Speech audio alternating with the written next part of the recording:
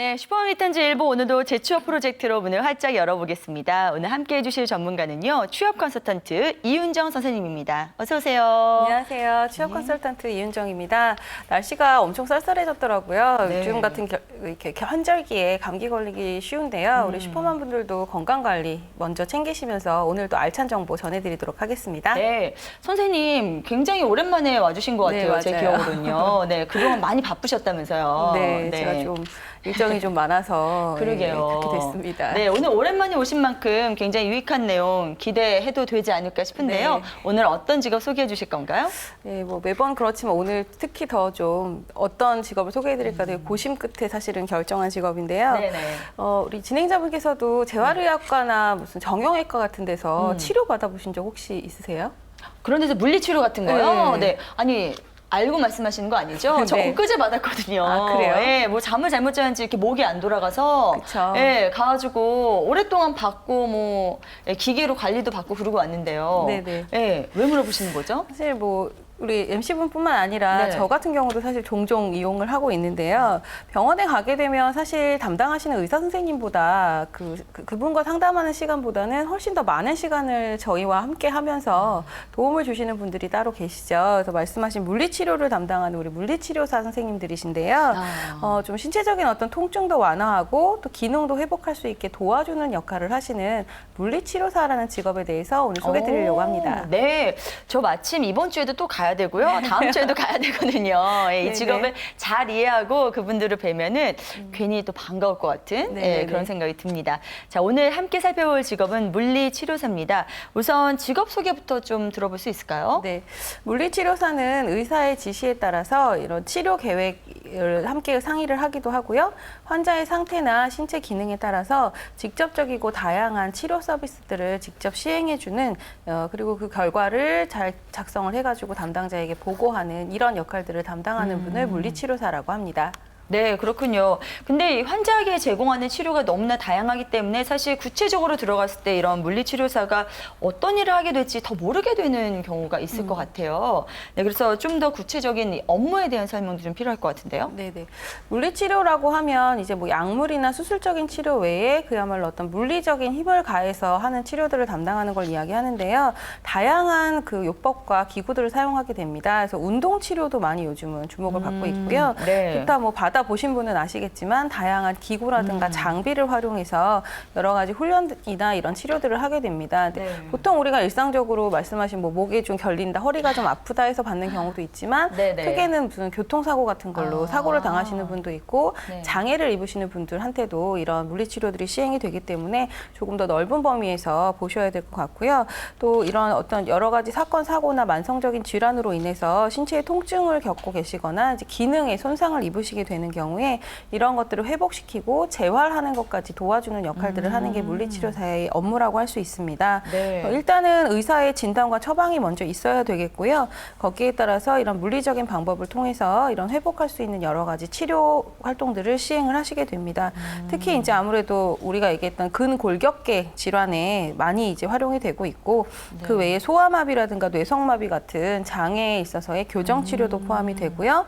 또 요즘은 산전 산후 여성들에게도 일부 시행이 되는 경우들이 있습니다. 네. 그리고 또 운동선수들 같은 경우에 왜 팀닥터 이렇게 축구하다 보면 막 뛰어나와서 치료해 주시고 이런 분도 아마 보셨을 건데 이런 팀을 담당하는 걸로 해서 물리치료를 담당하고 계신 역할들을 하시기도 하고요. 네. 그래서 관절 운동 검사, 근력 검사, 보행 분석, 반사 검사 이런 다양한 검사를 시행하는 경우들도 있습니다. 네네. 그리고 환자의 상태에 따라서 적합한 근력 강화 운동이라든지 관절 운동, 스트레칭, 뭐 그 외에 일상생활 동작 훈련 등 운동에 관련된 치료라든가 뭐 전기 치료, 수중 치료, 열 관리 등등 아주 다양한 분야에서 치료 업무를 수행한다고 보시면 되겠습니다. 그렇군요. 막상 이야기를 들어보니까 정말 일할 수 있는 범위는 굉장히 많다는 생각이 듭니다. 네, 맞습니다. 근데 이렇게 뭐 중증 환자나 뭐 재활 환자까지 안 가더라도요. 그냥 동네 정형외과를 가면은 아이 엄마나 뭐 회사원들이 네, 굉장히 맞아요. 어떤 이런 물리치료나 도수치료 같은 거를 받으러 네, 많이 맞아요, 오세요. 맞아요. 근데 이게 이유를 보니까요. 웬만한 웬만한 그 건강보험, 그러니까 실손보험에는 네. 이런 치료들이 다 맞습니다. 나가게 돼 있더라고요, 돈이. 그래서 많은 사람들이 조금만 아파도 가서 받고 그리고 누워 있으니까 뭐 네. 받으면 시원하고요. 뭐 어느 정도 치료도 되고요. 그러다 보니까 이용하는 환자 수가 굉장히 많아지고 그래서 좀 요즘에 더 수요가 많지 않을까 하는 생각도 드는데요. 네네.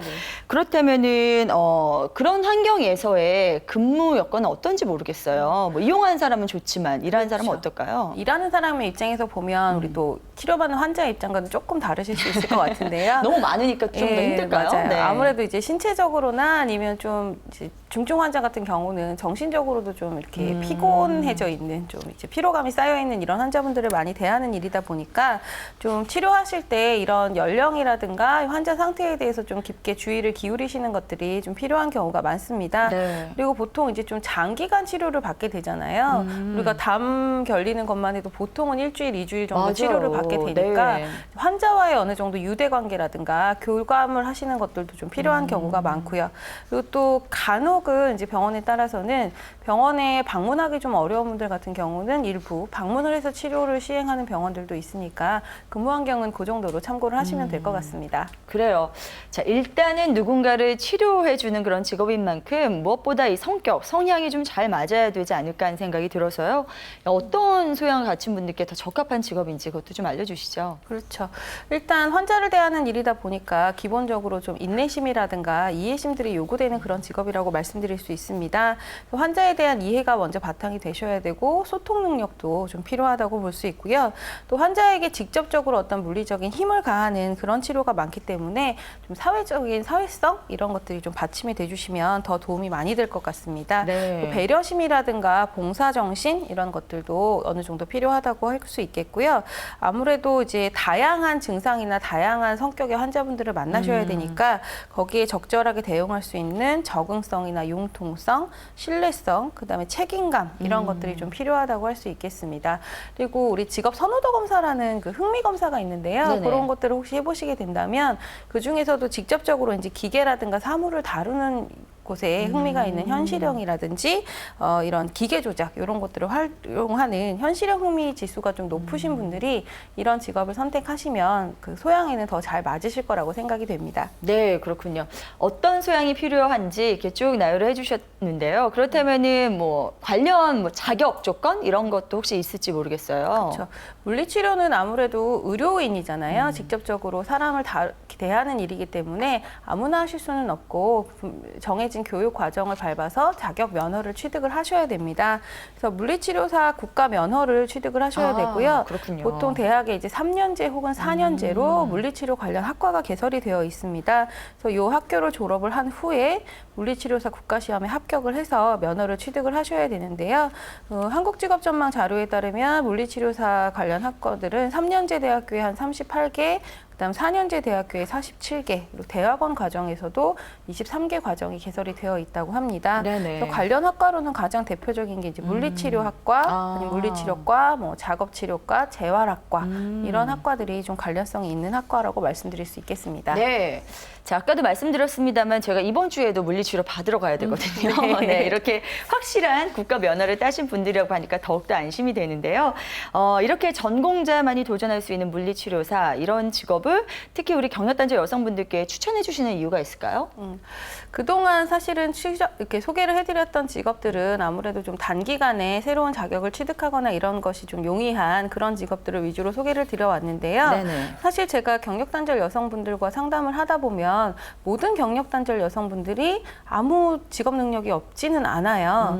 의외로 또 전문적인 어떤 직업 능력이라든가 이런 자격 면허를 가지고 계신 경우들도 많고, 그런데 이제 본인의 그 자격 면허가 너무 오래됐다거나 아니면 일해본 경험이 이제 뭐 한 10년 전 이렇다 보니까 자기 경험에 대해서 굉장히 가치를 낮게 평가하고 스스로 전 경험이 없어요 그냥 이렇게 이야기하시는 분들이 상당히 많으시거든요. 네. 근데 경력단절 여성분들이라고 해서 그렇다고 모든 이전에 있었던 그런 관련 자격, 면허, 경력 이런 것들이 다 의미가 없는 건 아니거든요. 네네, 그렇죠. 그래서 꼭 뭔가 새롭고 배워서 직업을 찾는 것보다는 이렇게 만약에 자격을 갖고 있지만 있지만 또 경력이 단절됐던 분들도 있으실 거고, 그래서 이런 분들 같은 경우는 그런 기존에 뭔가 새로 취득하는 것보다는 기존에 갖고 있는 자격 면허를 활용을 하고 좀 실무 경력을 쌓을 수 있는 곳에서 좀 노력을 하셔가지고 취업을 하시는 경우가 훨씬 더 용이한 경우들도 많이 있고요. 네네. 또 기왕에 새로운 뭔가를 배워서 직업을 갖는다고 하더라도 뭐 6개월 뭐 미만의 어떤 짧은 직업 훈련을 받는 경우도 있지만 좀 긴 시간을 내가 투자하더라도 좀 오래 근무할 수 있고 좀 더 전문적인 어떤 직업 능력을 갖추고 싶어 하시는 분들도 있기 때문에 오늘 좀 이제 자격을 갖추는 것은 처음 시작하신다고 하면 기본 이제 학교를 가셔야 되니까 준비 기간은 좀 오래 걸릴 수 있지만 앞으로 지속 가능성이나 일자리가 증가될 가능성이 높기 때문에 이 물리치료사라는 직업을 오늘 소개를 해드립니다. 알겠습니다. 보다 전문적인 직업을 찾고 계신 분들께 적합하다, 이렇게 좀 마무리 지을 수 있을 것 같은데요. 자, 그렇다면은 정말로 열심히 노력해서 학교 들어가서 공부도 하고 이렇게 자격증까지 취득을 한다면 어떤 쪽으로 취업을 할 수 있게 되는 거죠? 그렇죠. 물리치료사 하면 우리는 보통 다 병원을 생각하실 거예요. 네네네. 특히 이제 동네에 있는 작은 정형외과, 네. 재활의학과 이런 데에 기본적으로 3-4분 이상씩은 다 근무를 하고 계시긴 한데요. 통계적으로 봐도 물리치료사 80% 이상은 병의원에 근무를 하시게 되는 게 맞습니다. 그렇지만 이제 그 이외에 우리가 잘 모르고 있는 영역들이 많아서 그 네. 부분을 좀 소개를 해드리려고 하는데요. 네. 의료기관 외에 공무원으로 근무를 하시는 경우도 많고요. 그래요? 또 특수학교에서 근무를 하시는 경우도 있고 스포츠센터라든가 발달 아동센터 혹은 그 외에 각종 연구소 이런 곳에 근무를 하시기도 하고요. 또 이제 스포츠 선수단에 아까 말씀드렸던 팀 닥터, 그 팀 물리치료사로 전속으로 근무를 하시는 경우들이 있습니다.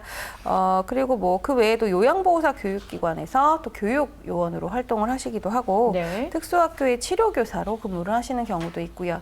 그다음 요즘 이제 고령화 사회가 되다 보니까 각종 노인복지 시설들이 많아지고 있는데 거기에서도 이런 그 물리치료실을 별도로 운영을 하고 있는 경우가 있어서 그쪽에 취업을 많이 하시기도 하고요. 또 장애 아동들을 전담하는 어린이집이라든가 사회복지 시설에서도 그 물리치료사에 대한 수요가 있기 때문에 입직 범위가 예전보다 점차 넓어지고 있다고 보실 수 있습니다. 네네. 그리고 요즘 이제 공무원 뭐 공시족이라는 말도 있는데 공무원 시험 준비하시는 분들도 굉장히 많잖아요. 네. 또 나이 제한이 마침 없어졌기 때문에 우리 주부들 중에서도 도전하시는 분들이 많은데 네. 이제 보건소나 이런 곳에 근무하시는 분들 같은 경우는 기본적으로 공무원 신분이신 분이 많기 때문에 공무원 시험에 응시를 하셔서 이제 공무원 지위로 물리치료사 활동을 하시는 분들도 많이 있으니까 다양한 분야에 좀 관심을 가져보시면 좋지 않을까 싶어요.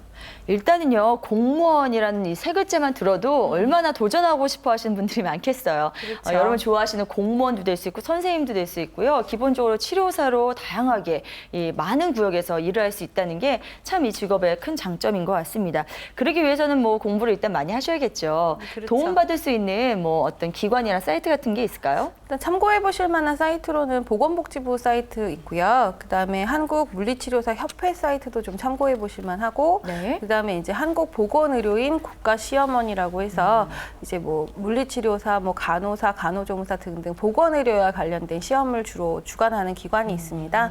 이쪽 사이트도 한번 참고로 찾아보시면 도움이 될 것 같습니다. 네, 자 이쯤에서 중요한 질문 하나 던져보겠습니다. 오늘 물리치료사에 대해서 살펴보고 있는데요.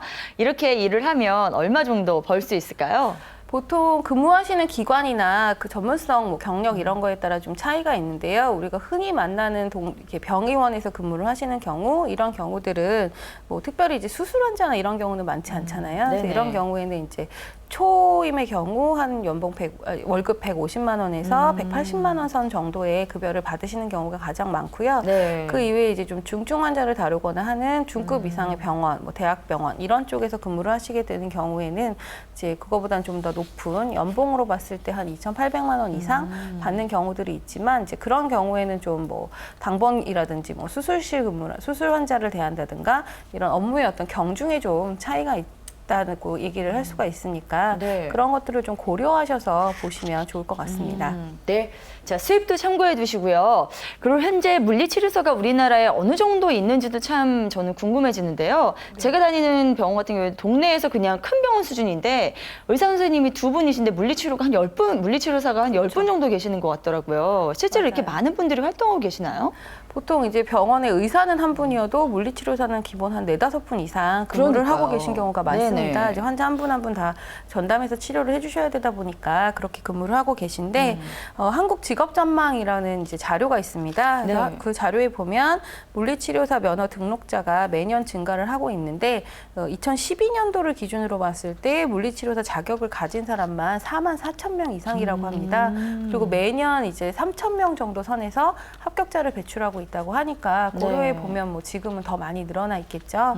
그리고 2013년도 기준으로 이제 취업자 자격만 갖고 있는 것이 아니라 물리치료사로 활동하고 있는 분들의 숫자를 보면 34,700명 정도로 집계가 되어 있습니다. 네. 그러니까 면허를 가진 분과 취업한 사람의 수에서 한 10,000명 정도, 2013년 기준으로 봤을 때 10,000명 정도 차이가 난다고 하니까 면허는 있지만 일을 안 하고 있는 분들도 상당히 많이 계시다고 볼 수 있겠죠. 그래서 네. 우리 경력단절 여성분들 중에도 이런 분이 계시면 좀 이 기존 자격을 활용하셔서 취업을 해보시는 것도 좋을 것 같아서 오늘 소개를 드렸고요. 네네. 그리고 지금 꾸준히 증가하고 있고 매년 3,000명에서 그 이상 배출이 되고 있으니까 도전을 해보셔도 좋을 것 같아요. 네.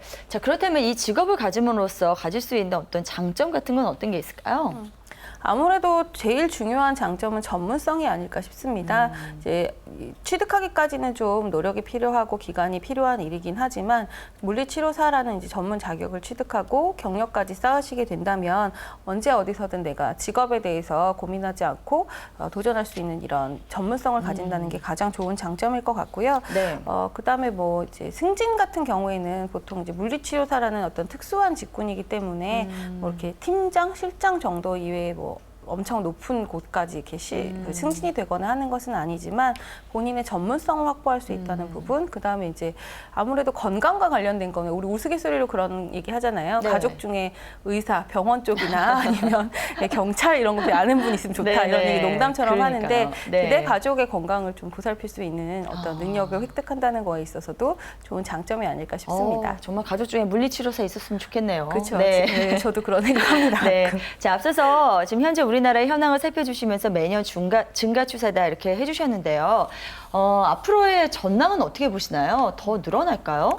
물리치료사의 고용에 관해서는 기본적으로 증가가 될 것으로 보고 있습니다. 왜냐하면 말씀하신 대로 이제 수요가 일단 늘어나고 있고요. 네. 그리고 요즘 사람들이 이제 운동량보다는 좀 사무실에서 근무를 하거나 뭐 가사노동, 우리 경력단절 여성분들 같은 경우도 가사노동 하다 보면 맞아요. 뭐 손목, 어깨 이런 데 아프신 분들 많으시잖아요. 그래서 일상생활에서 통증을 느끼고 계신 분들이 굉장히 많으세요. 그래서 이런 물리치료가 가능한 병원, 한의원에도 사실 물리치료사분들이 계시잖아요. 네네. 그래서 그런 데도 많이 근무를 하시고 수요가 늘어나고 있기 때문에 앞으로 고용 현황 같은 경우는 충분히 늘어날 확률이 높다고 생각이 됩니다.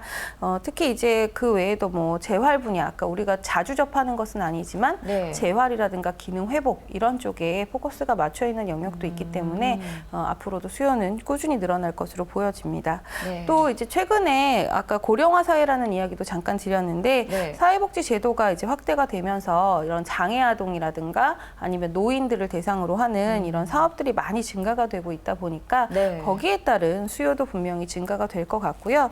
또 이제 요양병원, 재활병원 이런 병원들도 꾸준히 늘고 있기 때문에 네. 이런 물리치료사에 대한 수요 증가에 어느 정도 기여를 하는 요인으로 작용을 하고 있다고 볼 수 있습니다. 네. 그리고 이제 인구 고령화에 따라서 이 노년 이후의 삶이 길어지다 보니까 이런 노인성 질환, 뭐 퇴행성 질환 이런 것들을 앓고 계신 숫자가 굉장히 늘어나고 있잖아요. 네네. 그리고 병원 자체도 노인 전문 병원, 뭐 치매 전문 병원, 재활병원 이런 것들이 이제 점차 세분화되어지고 점차 많이 늘어나고 있는 추세이기 때문에 네. 이런 물리치료사에 대한 수요 부분은 충분히 확대가 가능할 것으로 보여집니다. 네네. 예, 그리고 뭐 그 거듭 말씀드리지만 이런 꼭 노인이나 장애 아동이 아닌 일반적인 사람들도 다양한 그 통증이나 이런 일상생활에 힘든 부분들 때문에 뭐 스마트폰 특히 생기면서 이 거북목 증후군 같은 거 앓는 맞아요. 분들은 거의 대부분 거북목 아니면 일자목이요. 저는 그렇죠. 일자목이라고 그러더라고요. 아, 그래요? 네네. 그 증상의 이제 경중만 좀 다르지 그런 어떤 질환 요소들을 갖고 다 있는 갖고 분들은 있대요. 굉장히 네. 많으시잖아요. 그래서 이런 물리치료사 같은 경우 굉장히 확대가 될 것으로 보여집니다. 네, 잘 들었습니다. 밝은 전망까지 확인해봤고요. 오늘 이은정 선생님과 함께 살펴본 직업은 물리치료사입니다. 이은정 선생님, 알찬 내용 고맙습니다. 감사합니다.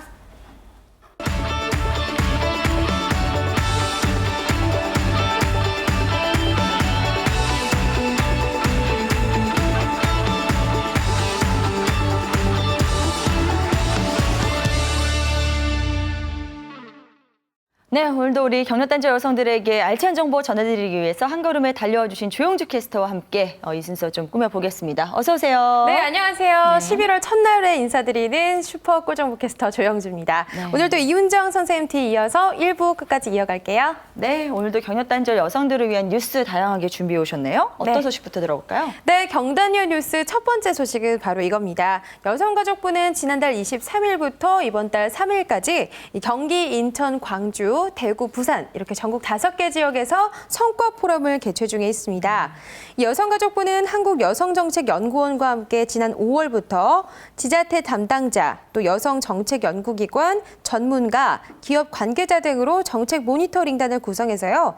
해당 지역 출자 출연기관의 각종 일가정 양립 지원 정책 활용 신태를 점검하고 또 여성 고용과 일가정 양립 문화 정착에 앞장서고 있는 기업의 사례들을 발굴해 왔는데요. 네. 자, 이번 성과 포럼은 그동안의 이런 정책 모니터링 성과를 공유하고요. 또 지역 중소기업들의 일가족 양립 우수 사례들을 적극 홍보하기 위한 목적으로 마련됐다고 합니다. 네.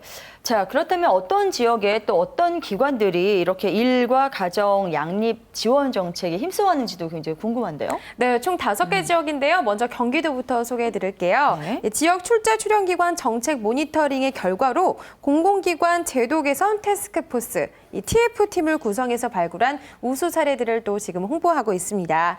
그중에서도 이 경기콘텐츠진흥원은요, 육아휴직 기간 동안 평균 등급의 근무 평점을 부여함으로써 육아휴직에 따른 불이익을 예방하고 있다고 하네요. 자, 그리고 부산 근로복지공단 어린이집은 출산휴가와 육아휴직을 연동하는 자동 육아휴직제를 활용해서 이직률을 낮췄다고 하고요.